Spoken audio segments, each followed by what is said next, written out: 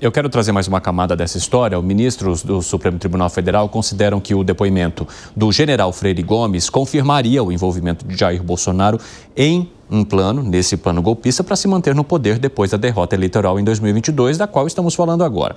A Janaína Camilo é quem vai trazer essa parte do assunto, porque as informações são de que Freire Gomes chegou a alertar o ex-presidente Jair Bolsonaro sobre o que significariam atos antidemocráticos de um presidente no poder. Fala, Jana.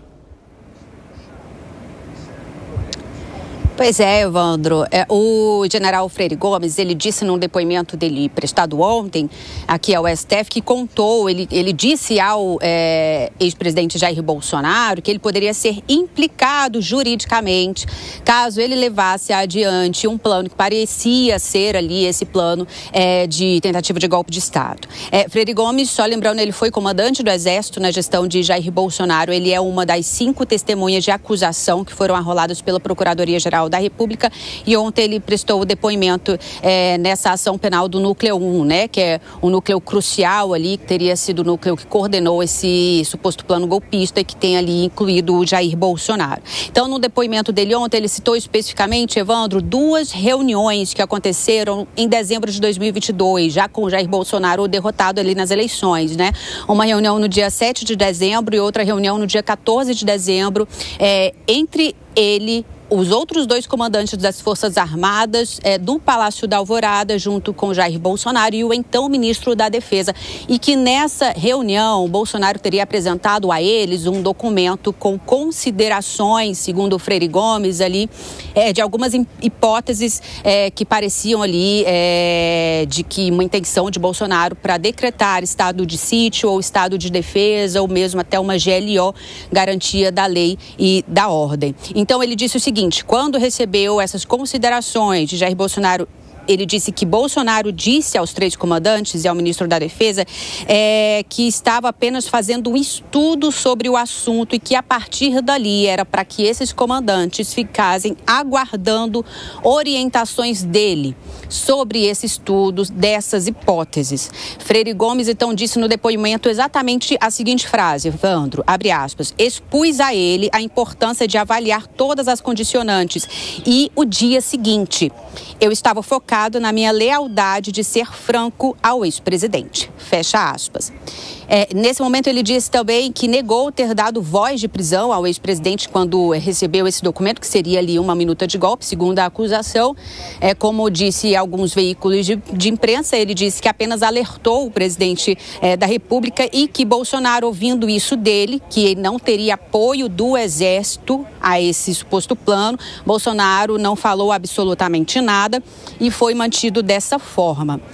Nesse momento também Freire Gomes disse que, contrário dele, e ele foi perguntado, na verdade, ali pelo Procurador-Geral da República, Paulo Gonet, sobre o posicionamento do almirante Almir Garnier, né, que era o comandante da Marinha, porque no depoimento da Polícia Federal, Freire Gomes tinha dito que Garnier teria falado nesse momento ao ex-presidente Jair Bolsonaro que estava à disposição do presidente. Então, ontem ele foi questionado sobre esse depoimento da Polícia Federal, mas ele ele entrou em contradição. Ele disse que Garnier, na verdade, apenas demonstrou respeito ao comandante-chefe das Forças Armadas, presidente da República, e nas palavras de Freire Gomes, não interpretei como qualquer tipo de conluio. Acabou que essa fala dele foi advertida pelo ministro Alexandre de Moraes, que disse que ele estava se contradizendo ao depoimento dele à Polícia Federal e pediu ali que ele não mentisse perante ao STF, que se mentiu, dissesse então que mentiu à Polícia Federal. Bom, só lembrando que a quinta testemunha de acusação é o almirante, o brigadeiro Batista Júnior, que era o comandante da Força Aérea, que participou aí dessas 2 reuniões que foram relatadas por Freire Gomes, e ele vai ser ouvido amanhã pela manhã aqui no STF. Evandro. Agora, Jana, ainda sobre esse caso, a Procuradoria-Geral da República pede o quê em relação àquele policial federal que falou em matar meio mundo, que ele participaria de uma operação para prender o ministro Alexandre de Moraes? Qual é a recomendação da Procuradoria-Geral da República em relação a este caso?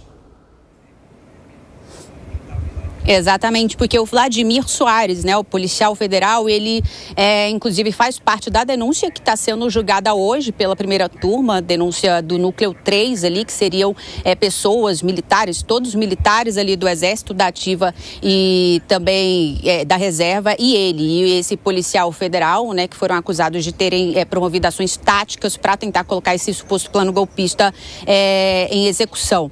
E o que aconteceu na semana passada, né, Evandro, a gente viu vários áudios dele que a Polícia Federal acabou colocando ali em público, áudios onde ele diz isso, que mataria meio mundo ali para tentar agir contra a posse do presidente Lula, né, contra o presidente legitimamente eleito. Disse também que tinha, sim, o plano já preparado para prender o ministro Alexandre de Moraes. Ele, segundo a acusação, faz parte daquele grupo dos chamados kids pretos, né, que planejavam ali aquele plano Punhal Verde e Amarelo, que seria para neutralizar autoridades públicas, que incluía ali Alexandre de Moraes, o Lula e também Alckmin. E aí a subprocuradora-geral da República, Cláudia Sampaio, ela falou nesse julgamento hoje pela manhã e disse o seguinte, que ela defende ali que seja instaurado ali um procedimento disciplinar também com relação a ele, porque esses áudios, eles vieram à tona, foram colhidos durante a fase da investigação. Então ele pede que além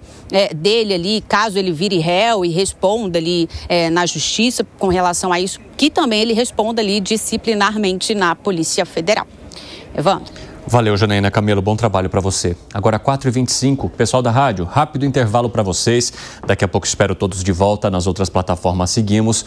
Alangani, como é que você avalia o depoimento de Freire Gomes? Em algum momento, os ministros questionaram sobre a suposta contradição entre o que ele contou num primeiro momento para a Polícia Federal e o que vem agora à tona nesses depoimentos diretamente para os ministros do Supremo Tribunal Federal. Houve um tempo aí, um espaço entre esses dois depoimentos. Você acredita que algo na maneira como essas frases foram ditas poderia ter sido orientado pela defesa para dar uma moderada no discurso? Eu acredito que isso é do jogo, né? A defesa cumpre o seu papel, como também é do jogo o questionamento por parte dos ministros de alguma mudança de versão, né? Então, se pega alguma mentira. Agora, se há muitas contradições no próprio depoimento, o que deve-se fazer? Deve-se descartar a testemunha, porque aí não é uma testemunha válida.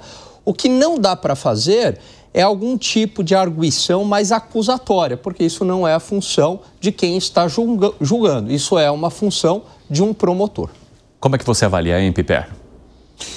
Veja, ele aliviou algumas coisas em relação principalmente ao almirante Garnier. Mas ele confirmou, sobretudo, que houve sim a conversa com o presidente Bolsonaro. Sim, que ele foi consultado, né? Ele foi consultado sobre aquilo que o Bolsonaro chama de alternativas. Veja, Bolsonaro se comporta nesse episódio todo, ou se comportou nesse episódio todo, como uma espécie assim, Evandro, de bebê reborn aqui dos tempos da ditadura, né? Por quê?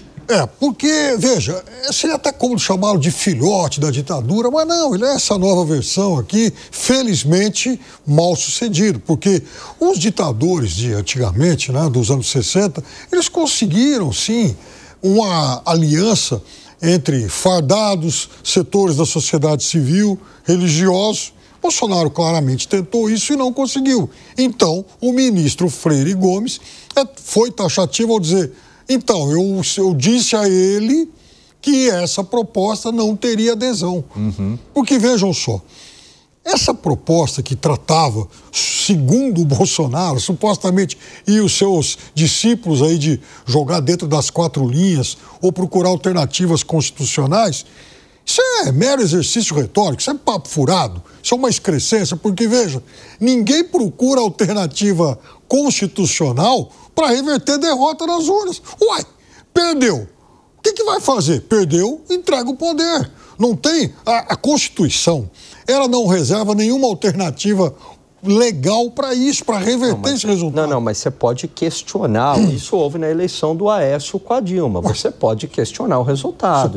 Isso é da democracia. Você questionar, tudo bem. Você pode ir num tribunal e questionar. Você não vai poder o que você não pode apelar para estado de sítio ou de defesa, porque esses instrumentos legais, eles foram criados para outro tipo de situação, por exemplo, turbulência, convulsão institucional e tal, mas não para refazer o resultado das urnas. Mas isso não é VAR. Bom, se a gente levar em conta o que disse Freire Gomes, você acha que o fato de Jair Bolsonaro, presidente da República, chegar num comandante do Exército e perguntar para ele se as forças estariam à disposição para segurá-lo no cargo, isso é questionar o resultado das urnas? Não, no meu modo, não. Agora... porque é isso que nós estamos discutindo. A Constituição, ela prevê esses dispositivos constitucionais. Então, ele foi lá e consultou. Bom, aí o Exército disse, olha, não há razão de ser, não tem motivo para você usar esses dispositivos constitucionais. Então, tá tudo certo. Agora, se ele seguisse com esses dispositivos constitucionais e o Congresso autorizasse, aí é outra história. Mas em nenhum momento houve isso. O que houve, na verdade, foi uma consulta e o general falou, opa, não siga por esse caminho. E o general falou outra coisa muito grave ontem, que está passando aí por muitos noticiários. Eu até, inclusive, destaquei esse parágrafo. No último contato que nós tivemos, nós tomamos conhecimento, ele fazia referência, sim, de alguma coisa com relação à prisão de autoridade. Acho que, no caso, era o ministro Alexandre de Moraes. Com base em que prisão de autoridade? Né? Fala, secretário. Mas espera aí, eu acho... É uma acusação em que tem poderia, potencialmente, talvez, quem sabe... isso não é um instrumento jurídico com base sólida quando você está supondo o que a outra pessoa está pensando ou poderia ter pensado. Quando o Piperno está mencionando que acho que poderia ser, eu acho que poderia ser um, você pode achar que poderia ser outro. O que precisa para um julgamento em que está em risco a liberdade das pessoas... O acho é por conta dele, não é minha, não. Não especulações. Não entendi. Não, o acho, segredo, é por conta dele, não sou eu que estou dizendo isso. Ele falou. Eu sei. Acho que, no caso, era o ministro Alexandre de Moraes.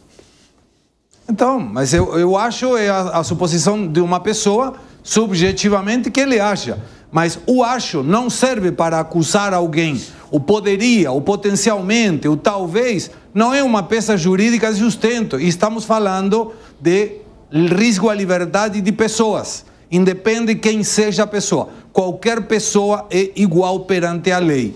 Então, quando a gente vê isso, e desculpem, em 2016... a presidente Dilma consultou o general Vilas Boas, foi ele que falou, em que se poderia ser utilizada uma situação parecida com isso.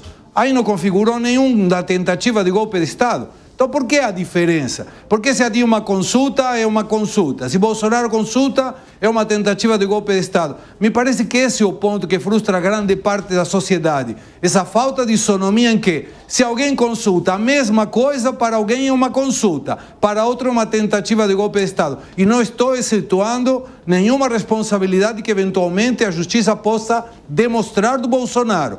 Mas até agora foi uma consulta. Foi adiante essa tentativa perante o Congresso? Não. Essa consulta serviu talvez para atenuar ou evitar essa consulta? Eu não sei. Mas a consulta não foi feita no Congresso. Não foi levado esse projeto adiante. Então, continuo sem entender a acusação formal. Ô Zé, eu já vou te passar aí, é que o Piperno estava discordando aqui. O que foi, Piperno? Diga. Bom, primeiro que a Dilma não perdeu eleição. Então ela não consultou nada para tentar reverter o resultado das urnas. Aí alguém poderia dizer, mas é porque ela sofreu impeachment. Bom, quem disse isso foi o general Vilas Boas, que não é propriamente um aliado dela. Terceiro, eu diria que agora tem muita gente... Aliás, o próprio presidente Bolsonaro já assumiu que ele fez essa proposta. Ninguém está fazendo nenhuma revelação bombástica. Eu não vi, em momento algum, a presidente Dilma dizendo que ela procurou esse caminho. Quero te ouvir, Zé. Olha, o grupo do ex-presidente Jair Bolsonaro, logo depois das eleições, ficou inconformado, né? Primeiro, era jogar o país nas mãos de uma gestão que eles consideravam uma gestão inapta, uma gestão que poderia atrapalhar o futuro do país. E, por outro lado, havia, é claro, a desconfiança de que as urnas poderiam ter dado um resultado diferente da vontade popular. E havia ainda, é claro, os oportunistas de plantão querendo continuar no poder. Eu ouvi muito isso, muito. Se não houvesse esta preocupação, se não houvesse este gasto de energia nesse tipo de procedimento, o ex-presidente Jair Bolsonaro ganharia no voto as eleições. Por que eu digo isso? Porque as pesquisas indicavam ali, ele cresceu nos últimos dias de campanha e houve um momento que ele estava na frente. Daí essa mágoa, vamos dizer, essa irritação com a Carla Zambelli e com o Roberto Jefferson.